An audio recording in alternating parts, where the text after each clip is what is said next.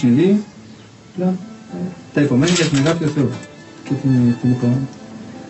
την νηστεία, την άσκηση. Με τι τρέφεται ένας ασκητής? Ο ασκητής τρέφεται συνήθως με ξηρά τροφή, γιατί εδώ δεν υπάρχει τρόπος για να μαχειρέψει. Και συνήθως περνάει όλη τη ζωή του με κονσέρβες, διάφορα, με λίγο ψωμάκι, με παξιμάδια, λίγο νεράκι όταν είναι. Αυτό είναι το μοναδικό εκκλησάκι των Καρολίων που παλιότερα αποτελούσε το Κυριακό, τον ιερό ναό δηλαδή του οικισμού. Σήμερα οι ασκητές για την προσευχή τους περιορίζονται μόνο στις καλύβες τους. Εδώ βλέπουμε μια εικόνα του Αγίου Γεωργίου, ο οποίος παρουσιάστηκε πριν 100 χρόνια σε έναν ασκητή μοναχό, ο οποίος ζούσε εδώ στο κελί του Αγίου Γεωργίου και ο οποίος εμφανίστηκε τότε και από τότε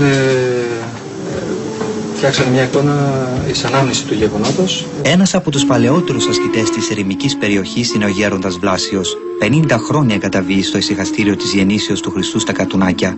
Μετά από πολλή σκέψη δέχτηκε να μας μιλήσει. Ο ασκητισμός μπορεί παντού να ασκείται και στα μοναστήρια και στα αυτά.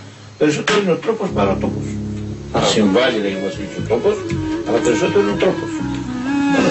Μπορεί εγώ να είμαι στον κόσμο και να έχω ένα μικρό μονίδριο, όπως έκανε ο Άγιος Γρηγόρης ο Παλαμάς όταν ήταν στη Θεσσαλονίκη και είχε έναν κρυπτήρα και συνέχισε το έργο της νοεράς προσευχής.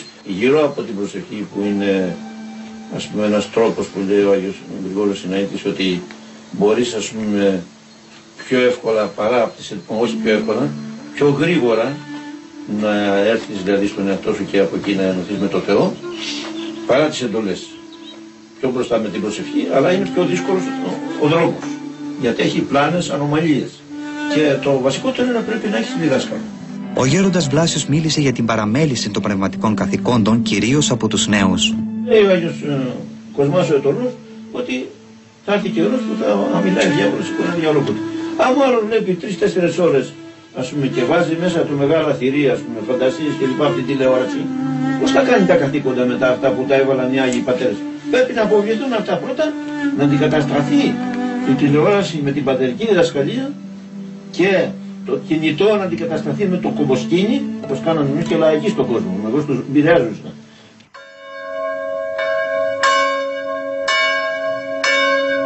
Η πρόσβαση στα περισσότερα σκεταριά στην περιοχή των Καρολίων γίνεται μόνο με αλυσίδες. Σε σπηλιά τούνελ μήκος 80 μέτρων εγκαταβεί ο πατέρας Ισίδωρος από την Εστονία. Η είσοδος στο σπηλαίο είναι καλυμμένη με ελασπότυχο, καθώς οι συνθήκες είναι ιδιαίτερα δύσκολες. Ωστόσο, ο ίδιος δείχνει τόσο ήρεμος και γαλήνιος, σαν να βιώνει κάτι ξεχωριστό. Προσεύχεστε πόσες ώρες την ημέρα? Η προσευχή είναι κάθε μέρα 8 ώρες. Αλλά εμείς εδώ κάνουμε πάντα. Όλη την ημέρα δηλαδή?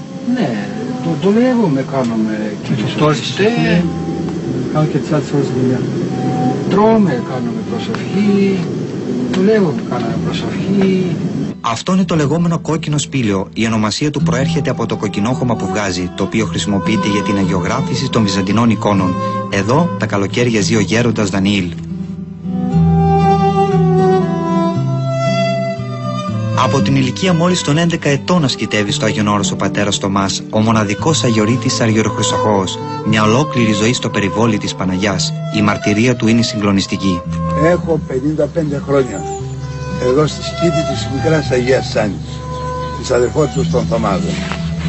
Από τι ηλικία το γίνετε? Από 11 ετών έχω έρθει με τον γέροντά μας που τον γνωρίσαμε και ήρθαμε, τον Θωμά τον Πιερουτσάκο.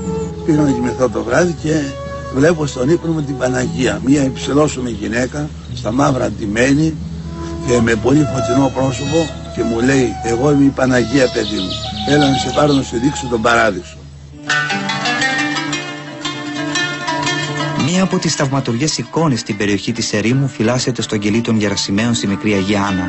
Αυτή η εικόνα της κοιμήσεως του τόπου που είναι στο τέμπλο είναι παλιά, είναι του 14ου αιώνα, είναι κτητορική εικόνα εδώ του ναΐσκου αυτού. Είναι σπανίας τέχνης. Εδώ οι άγγελοι που είναι πάνω στην εικόνα ζωγραφισμένοι έχουν από έναν Απόστολο, όπως λέει το Πάριο, Απόστολοι εκπεράτων συναντηθέντες εν θάδε. Οι γεροντάδες μας την εικόνα αυτή την πρόλαβαν να μυρωδείς. Είναι θαυματουργός εικόνα και για μας εδώ είναι η εφέσιος εικόνα η παρηγοριά μας.